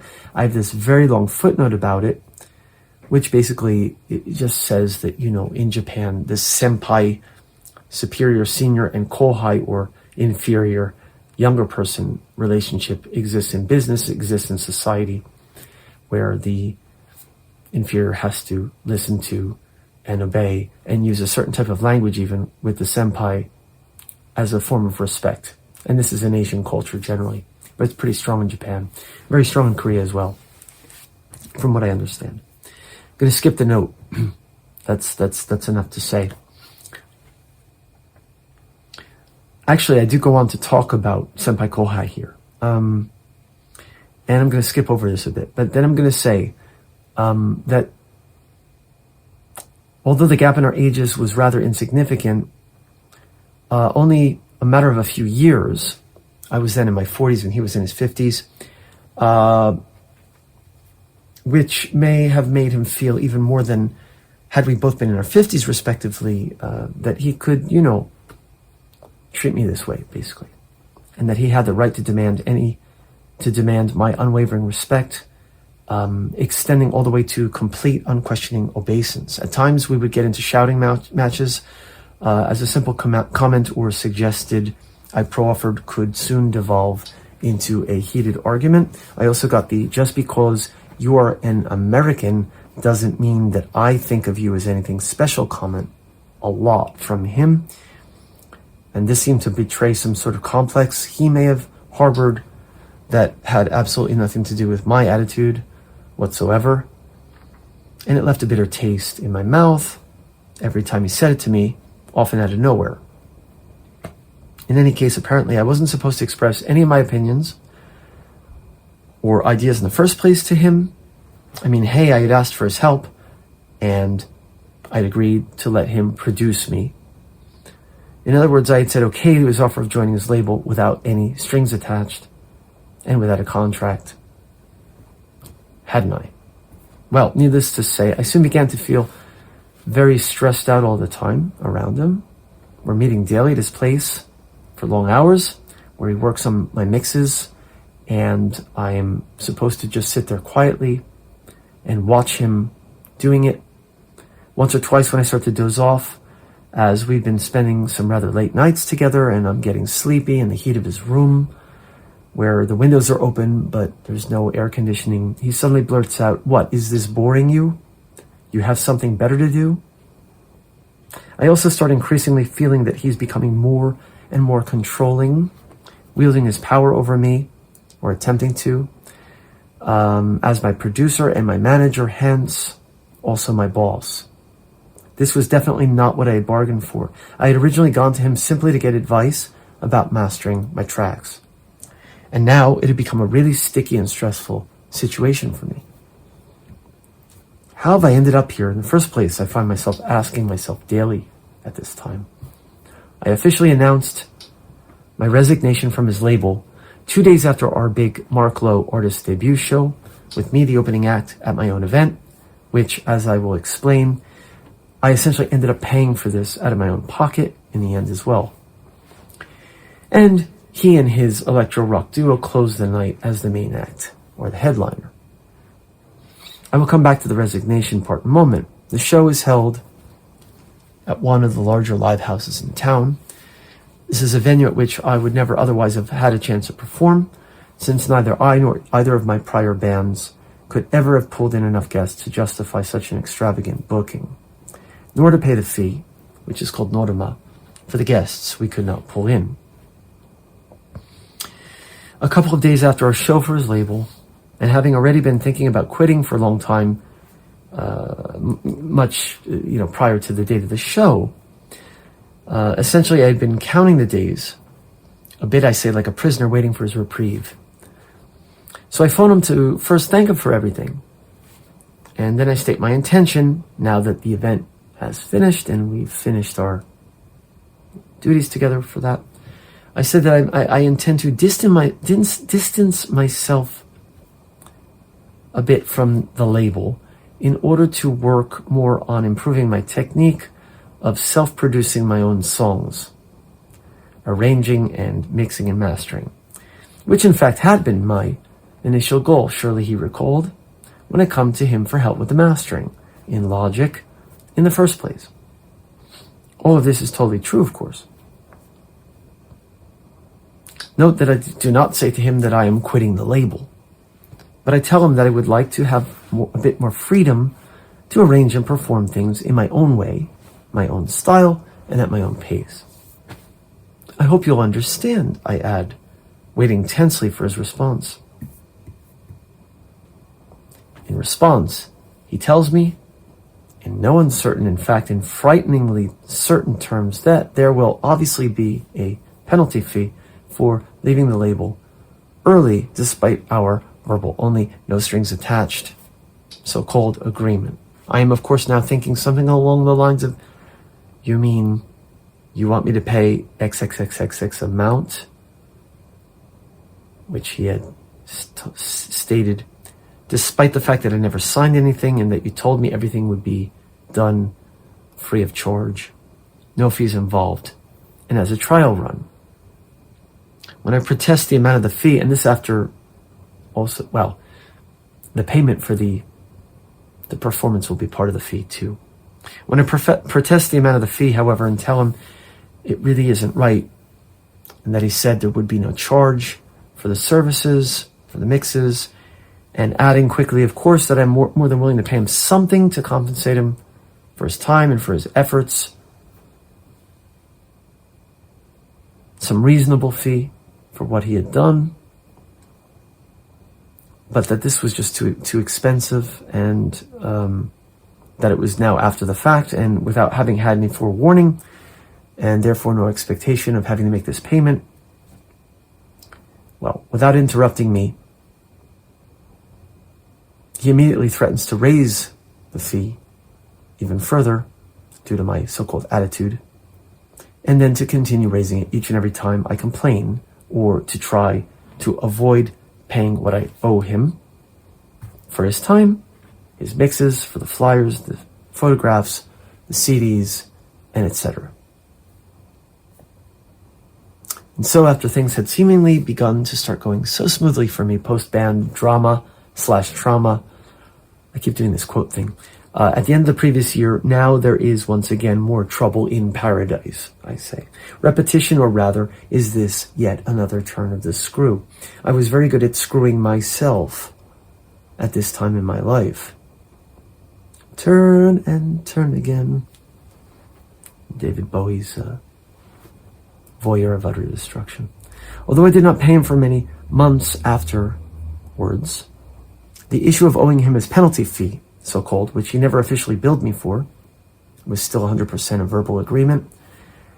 This continued for over a year, with him phoning me up and sending me text messages about it over and over. I discussed the issue with various people. I even visited a lawyer's office, and they tell me that if brought to court, I would end up paying more for it, so maybe I ought to consider my options. And so one day, finally, after months of constant reminder text messages and phone calls, I gather up some courage and I phone him and say to him, okay, I've decided, or I agree to pay for this. Thank you very much for everything you've done. But I'd also like an official bill on paper for the record. For legal purposes, after, I've made this deposit, and to ensure that the transaction is legitimate in the eyes of the law, so-called.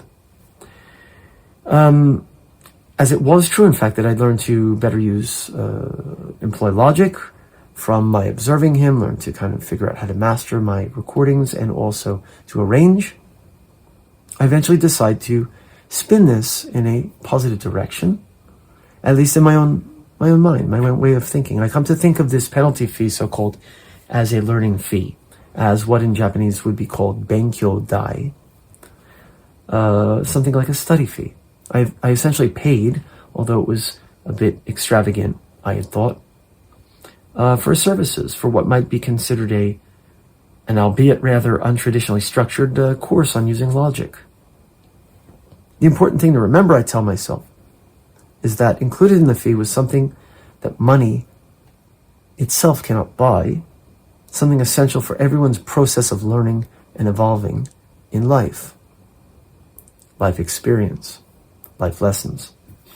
Indeed, this experience had brought me yet another life lesson, one I would never forget, that was for sure.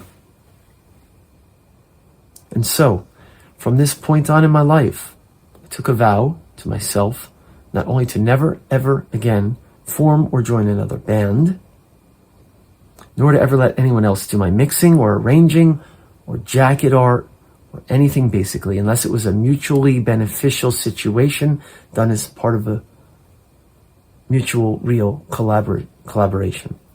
For instance, and also truly and definitely that there would indeed be no strings attached. As with, say, music videos I've done in collaboration with friends or other people, and of course there was never any money exchanging hands in either direction, nor any fights, nor any power plays.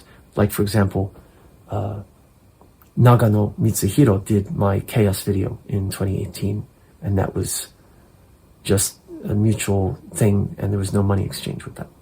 And he was a pro.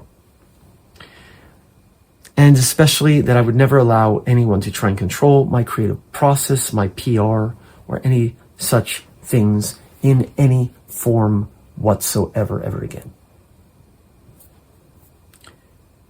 From now on, I determined I will not only be in control of everything I make and do myself, but I will also be and remain confident in my own abilities to do so, and that I will also always go with my gut feelings, rather than asking too much of others, rather than thinking too highly of others' opinions. And I say, in parentheses, advice is one thing, but an opinion is just an opinion, after all.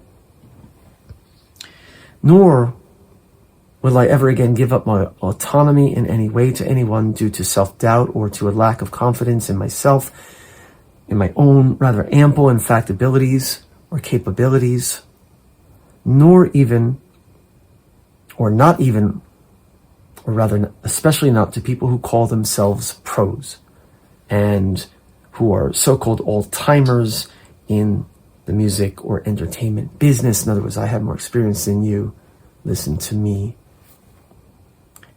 Or those who make it sound like they know better what my music and what my art needs than I myself do.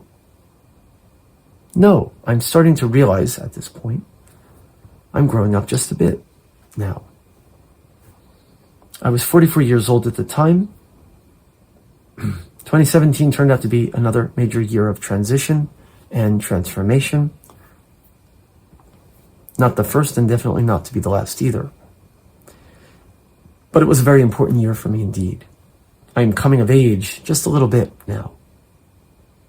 But it won't be for several more years until I finally reach what I am calling full adulthood, so to speak. At the age of 49, I said, post-COVID, living alone in a tiny apartment room in Tokyo. The same room where I am right now writing and revising this very text. And I'm going to stop there. And if anyone's interested in reading the continuation to this, which is more about my albums and, solo stuff. Although there's a bit about Laughing Moon and some other collaborations. But then it's here. It's on marclowemusician.blogspot.com from 2023. Toward the very beginning of the blog, I started serializing this, and it goes backwards. So the last chapter is the first that you would find, and you go backwards, back to the beginning. It was serialized over a period of something like 2 months. Thank you. I'm really now going to have to sleep. It's after 3 a.m. So thanks for tuning in, and be back again soon with more readings of other things. Thank you. Marc Lowe, Tokyo. Good night.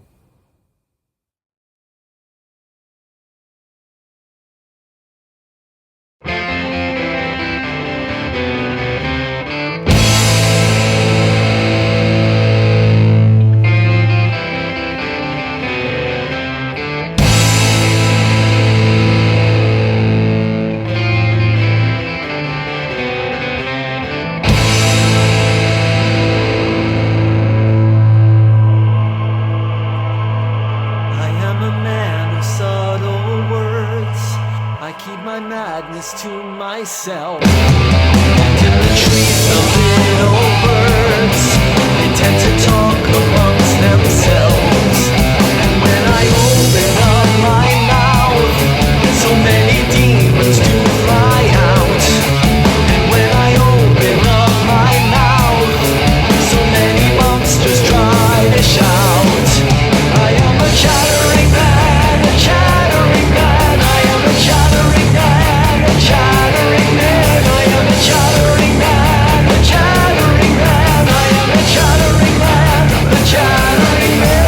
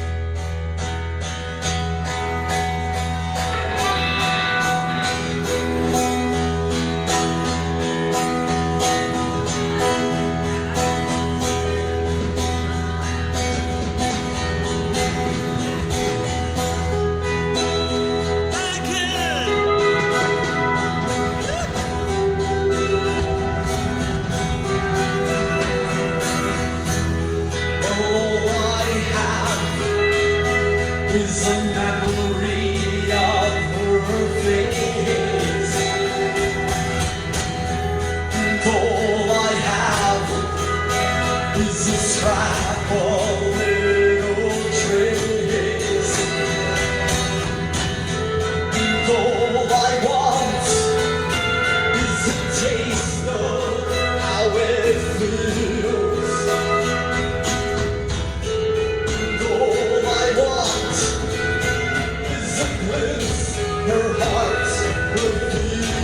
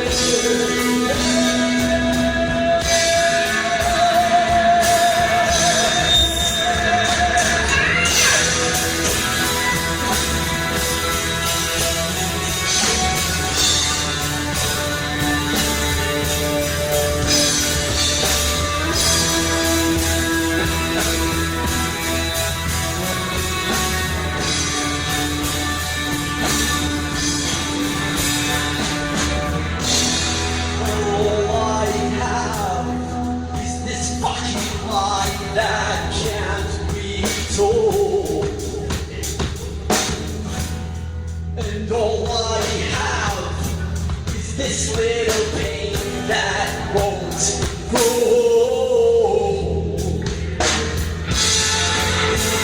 all I know is the emptiness inside.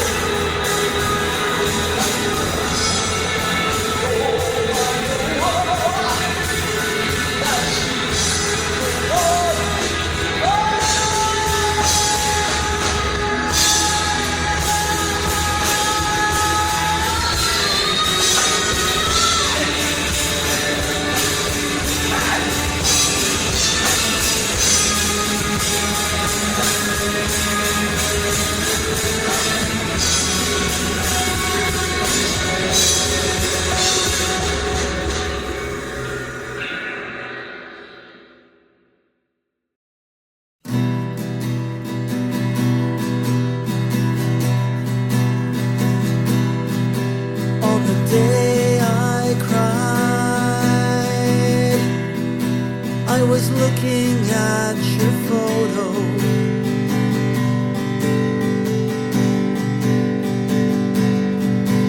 on the day I cried, I was thinking of your face.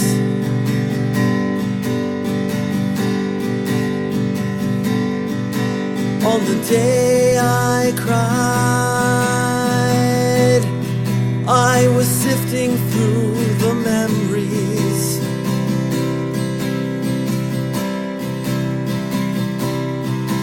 On the day I cried, I was drowning in disgrace. Oh, but now the time has come to let it slip away.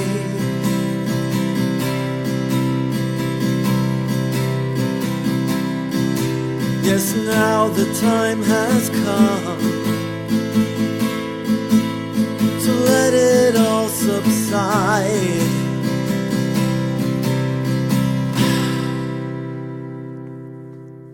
On the day I cried, I was sinking in self-pity.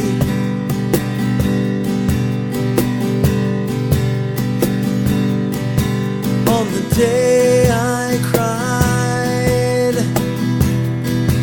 I was counting my mistakes.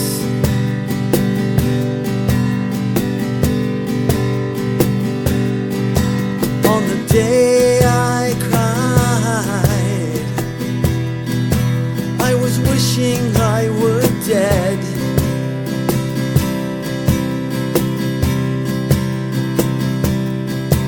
On the day I cried, I was counting my heartbreaks.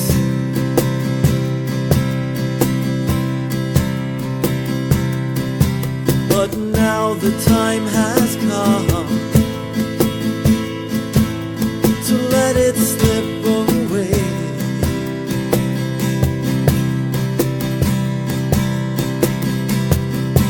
Yes, now the time has come to let it all subside.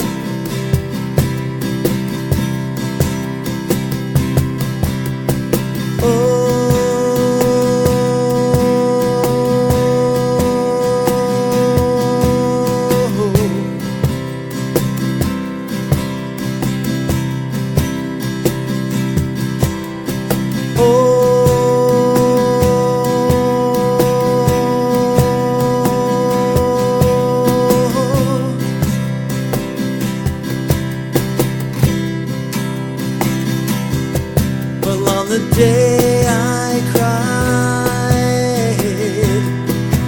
I was trying to forget.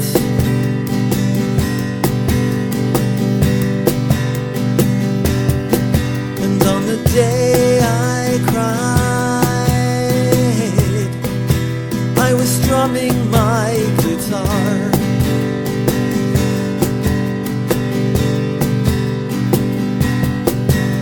On the day I cried,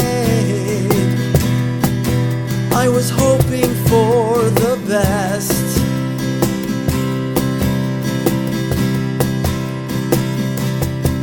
And on the day I cried, I put my feelings in a jar.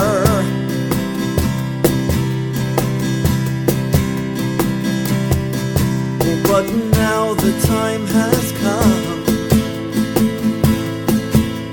to let it slip away.